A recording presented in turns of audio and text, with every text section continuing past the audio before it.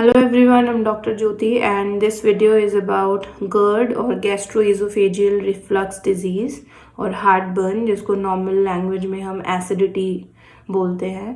So this video is going to give you full information about GERD or heartburn.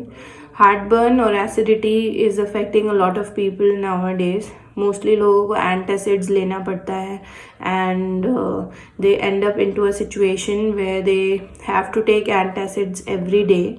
So this video would give you full information as in what it is exactly and GERD होता क्यों है, क्यों acidity होती है लोगों को और उसको कैसे मैनेज किया जा सकता है. GERD जो है बेसिकली हमारा जो स्टमक होता है उसके ऊपर एक फूड पाइप होता है. जब हम खाना खाते हैं तो खाना फूड पाइप के थ्रू होते हुए ईज़ोफेगस के थ्रू होते हुए और स्टमक में जाता है. स्टमक और ईज़ोफेगस के बीच में एक बैंड होता है जो प्रिवेंट करता है कि एक बार खाना स्टमक में चला जाता है तो वो वापस ऊपर की तरफ ना आए. ग्रेविटी भी उसको हेल्प करती है उस बैंड को मेंटेन करने के लिए. ये वो एक मसल स्ट्रक्चर टाइप होता है जो एक्ट करता है एक वॉल्व की तरह कि खाना हम एक बार खा लेते हैं वो स्टमक में पास होता है, उसके बाद वो वापस ऊपर नहीं आता है. बट GERD एक ऐसा कंडीशन है जिसमें स्टमक का कंटेंट एसिड एंड बाइल भी कभी कभी वो ऊपर की तरफ आता है, रिफ्लक्स होता है उसका. तो स्टमक में से वो ईज़ोफेगस में ट्रैवल करता है और फिर ईज़ोफेगस को इरिटेट करता है. उसकी वजह से आपको चेस्ट में हैवीनेस, जलन और खाना जो आपने खाया है वो वापस आता है. तो इस वजह से GERD होता है. देन GERD और एसिडिटी जो है वो सभी लोगों को नहीं होती है. कुछ लोगों के अंदर टेंडेंसी ज़्यादा होती है इसके लिए. तो बेसिकली अगर आपकी एज 40 से ज़्यादा है तो ओल्ड एज की तरफ प्रोसीड करते हुए जो मसल टोन है वो लूज़ हो जाती है ईज़ोफेगस के नीचे वाले स्फिंक्टर की. उसकी वजह से वो लूज़ हो जाता है एंड खाना जो है वो ईजिली ऊपर आ पाता है जो स्टमक का कंटेंट होता है. अगर आप ओबेसिटी से ग्रसित हो, अगर आपका वेट बहुत ज़्यादा है, उन केसेस में भी एसिडिटी या हार्टबर्न ज़्यादा देखने को मिलता है. प्रेगनेंसी के टाइम पे भी लोगों को काफ़ी GERD होता है. फीमेल्स GERD के काफ़ी कंप्लेन करती हैं प्रेगनेंसी के टाइम पे. अगर आप स्मोक करते हो तब भी आपको एसिडिटी काफ़ी फ्रीक्वेंटली हो सकती है. और कुछ टाइप की मेडिकेशंस जो हैं वो भी एसिडिटी को बहुत बढ़ाती हैं, जैसे पेन किलर्स हैं. ये सारी चीज़ें लेने के बाद एसिडिटी काफ़ी ज़्यादा हो जाती है. अगर GERD की कॉम्प्लिकेशंस की तरफ देखें तो मोस्टली क्योंकि एसिडिक कंटेंट पेट का बार बार ऊपर आता है उसकी वजह से जो हमारा फूड पाइप ईज़ोफेगस है वो इरिटेट हो जाता है काफ़ी और वो थोड़ा सा उसकी लाइनिंग उतर जाती है. इसके अलावा जो लोअर ईज़ोफेजियल स्फिंक्टर है, जो फूड पाइप का नीचे वाला जो बैंड है वो कभी कभी इरिटेट होने की वजह से वो अपनी इलास्टिसिटी लूज़ कर देता है और वो ओपन होना या श्रिंक होना बंद कर देता है, जिसकी वजह से वो टाइट रह जाता है जब भी हम खाना खाते हैं. उन सिचुएशंस में ईज़ोफेगस में काफ़ी खाना इकट्ठा हो जाता है. इसके अलावा क्योंकि एसिडिक कंटेंट बार बार ऊपर आता रहता है तो खाना ठीक से पचता नहीं है और उन केसेस में अनीमिया काफ़ी देखने को मिलता है. देन और भी ईज़ोफेगस की कंडीशंस हैं, जैसे हाइटस हर्निया भी हो जाता है लोगों को. उसकी वजह से एसिडिटी फिर और ज़्यादा होती है. अगर GERD के सिम्टम्स की तरफ देखें तो बेसिकली लोगों को चेस्ट में बहुत बर्निंग और हैवीनेस फील होती है जो आगे झुकने पे या लेटने पे काफ़ी बढ़ जाती है. खट्टी डकारें आती हैं, खाना ऊपर की तरफ आता हुआ फील होता है. उसकी वजह से उनको काफ़ी जलन होती है और वो रात को सो नहीं पाते हैं. इसके अलावा मुंह में पानी काफ़ी आता है, वाटर ब्रैश जिसको हम बोलते हैं, वो एसिडिटी की वजह से मुंह में पानी इकट्ठा होता है. अपार्ट फ्रॉम दिस जो GERD का सिचुएशन है वो काफ़ी लोगों को हार्ट अटैक जैसे सिम्टम्स भी लगते हैं, जिससे चेस्ट में टाइटनेस और सांस लेने में दिक्कत. तो इस सिचुएशन में वो एंजाइना भी मिमिक कर सकता है. If we try to look at the causes of GERD, acidity के कॉजेज की तरफ हम देखें तो सबसे पहला कॉज जो है वो फूड पाइप का जो स्फिंक्टर है, बैंड है, उसमें जब कुछ एबनॉर्मेलिटी हो जाती है, जैसे वो अपनी इलास्टिसिटी लूज़ कर देता है, या फिर वो ओपन अप नहीं हो पाता है, या फिर वो श्रिंक ही रह जाता है, इन सिचुएशंस में लोगों को एसिडिटी बहुत ज़्यादा होती है। देन हाइटस हर्निया एक कंडीशन है जिसमें स्टमक का थोड़ा सा पार्ट जो है वो स्लाइड करके डायफ्राम के ऊपर आ जाता है, मतलब चेस्ट के पोर्शन में आ जाता है। उस कंडीशन में लोगों को एसिडिटी बहुत ज़्यादा फील होती है। कुछ लोगों में जो स्टमक है वो थोड़ा सा मोटिलिटी लेस होती है उसकी, वो ठीक से और टाइम पे एम्प्टी नहीं हो पाता है। जब ज़्यादा टाइम तक स्टमक में खाना रह जाता है उसकी वजह से भी लोगों को एसिडिटी फील होती है।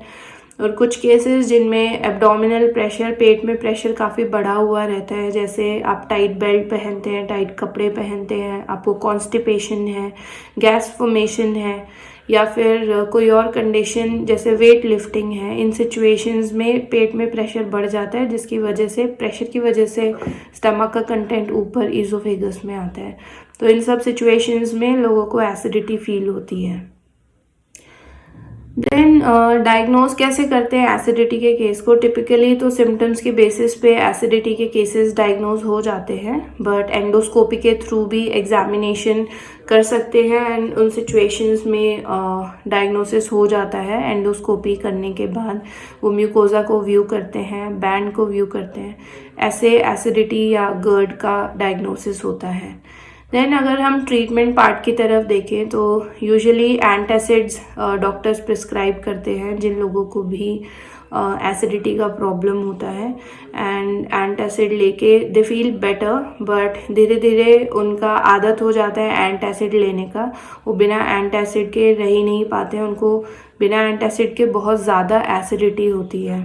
So homeopathy is a system of medicine जिसमें एसिडिटी बिना एंटासिड्स के कंट्रोल हो सकती है मेडिसिन के थ्रू। मेडिसिन का कोई साइड इफ़ेक्ट नहीं होता है, कॉज जान के एक पेशेंट की पर्सनालिटी और कंप्लीट एनालिसिस के बाद ही मेडिसिन प्रिस्क्राइब की जाती है, एंड वो मेडिसिन जो है वो एसिडिटी को कंट्रोल करने में एंड अल्टीमेटली ख़त्म करने में काफ़ी हेल्प कर सकता है। सो होम्योपैथी का कोई एडिक्शन भी नहीं होता है, and once you are feeling better with the medicine, आप एसिडिटी की मेडिसिन को स्टॉप भी कर सकते हैं। Then if we try to look at the management, जैसे हम अपनी लाइफ में क्या क्या चेंजेस ला सकते हैं जिनसे हम एसिडिटी को कंट्रोल कर सकते हैं। सबसे पहले अगर आप ओबीज हो, आपका वेट आपके BMI के हिसाब से नहीं है, आप मोटे हो, तो आपको वेट लूज़ करना बहुत ज़रूरी है। वेट लूज़ करने से मोस्टली केसेस में एसिडिटी ख़त्म हो जाती है and they feel very much better. अगर आपको पता है आपको किसी पर्टिकुलर फूड आइटम से एसिडिटी होती है तो आपको वो फूड आइटम अपने खाने में अवॉइड करने चाहिए। Then stay active, sedentary lifestyle भी अगर रहता है उन केसेस में भी लोगों को एसिडिटी काफ़ी ज़्यादा होती है। अगर आप एक्टिव रहेंगे तो आपको एसिडिटी के एपिसोड्स बहुत कम होंगे। देन अपना खाना आप टाइम पे खाइए। लंच अगर स्किप करते हैं, डिनर स्किप करते हैं, टाइम पे नहीं खाते हैं तो भी आपकी साइकिल के हिसाब से पेट में एसिड सिक्रीशन हो जाता है एंड फिर आपको एसिडिटी फील होती है। सो खाना हमेशा टाइम पे खाना चाहिए। अगर आपको रात को एसिडिटी के एपिसोड्स बहुत ज़्यादा होते हैं तो आपको जो आपका बेड है उसका हेड एंड थोड़ा सा ऊंचा करके फिर सोना चाहिए, उससे खाना जो है वो ऊपर की तरफ नहीं आता है। अपार्ट फ्रॉम दिस, आप अपना डिनर जो है सोने से एटलीस्ट 2 से 3 घंटे पहले फिनिश करके तब आप सोइए। आप खाते ही बेड पे अगर लेटेंगे तो आपका खाना डाइजेस्ट नहीं होगा और खाना ऊपर की तरफ आएगा। सो इन सब चीज़ों को फॉलो करके आप एसिडिटी को कंट्रोल कर सकते हो। Then if we look at the food items that can give you acidity, तो कुछ लोगों को चाय और कॉफ़ी से बहुत एसिडिटी होती है। कुछ लोगों को वाइन या अल्कोहलिक कंटेंट या कार्बोनेटेड ड्रिंक्स पी के बहुत एसिडिटी होती है। Few people feel acidity after taking tomatoes. So टमाटर खा के भी कई लोगों को एसिडिटी होती है क्योंकि उसका जो केमिकल कंटेंट है उससे पेट में एसिड सिक्रीशन ज़्यादा होती है। अपार्ट फ्रॉम दिस, खट्टे फ्रूट्स जो होते हैं विटामिन सी वाले, कुछ लोगों को खट्टे फ्रूट खा के भी एसिडिटी होती है। तेज़ मसालेदार खाना खा के आपको एसिडिटी हो सकती है। मिर्च खा के आपको एसिडिटी हो सकती है। एंड जो बेकरी प्रोडक्ट्स होते हैं जैसे पेस्ट्रीज़ हैं, उसकी वजह से भी आपको एसिडिटी हो सकती है। खाने की चीज़ें जिनमें आर्टिफिशियल कंटेंट है, जैसे आर्टिफिशियल कलर है, प्रिजर्वेटिव्स है, पैक्ड फूड जो होते हैं, उससे भी कई लोगों को एलर्जी एसिडिटीज़ होती हैं। सो ये सब चीज़ भी आपको ध्यान रखनी चाहिए और ये फूड आइटम्स अगर आपको एसिडिटी ट्रिगर कर रहे हैं तो आपको अवॉइड करने चाहिए। If you look at the dos and don'ts for acidity, तो सबसे पहली चीज़ आपको अपना वेट लूज़ करना चाहिए। अगर आपका वेट बहुत ज़्यादा है तो वेट लूज़ करने से आपको बहुत हेल्प मिलेगी। अब अपना स्ट्रेस मैनेज करिए। अगर आपको स्ट्रेस है तो मेडिटेशन के थ्रू आपको हेल्प हो सकता है, या फिर ट्राई टू अवॉइड स्ट्रेस। जो भी चीज़ आपको स्ट्रेस देती है आप उससे दूर रहिए। आप अपना खाना टाइम पे खाइए। एक बैलेंस डाइट लेना ज़रूरी है। खुद को हाइड्रेटेड रखना ज़रूरी है। अगर आप ठीक से पानी पिएंगे तो भी एसिडिटी के एपिसोड्स काफ़ी कम हो जाते हैं।